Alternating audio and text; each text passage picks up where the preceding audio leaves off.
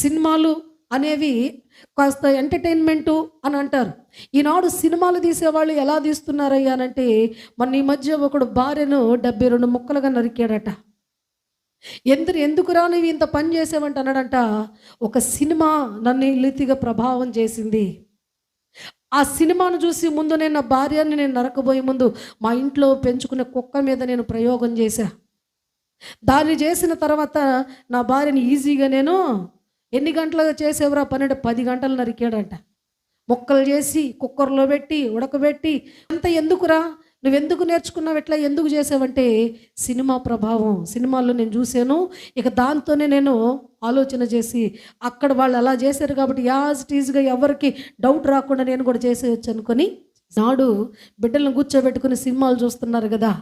ఏమి నేర్పిస్తున్నారు? చూడదగ్గవేనా? ఈరోజు సీరియల్స్ వినదగ్గవేనా?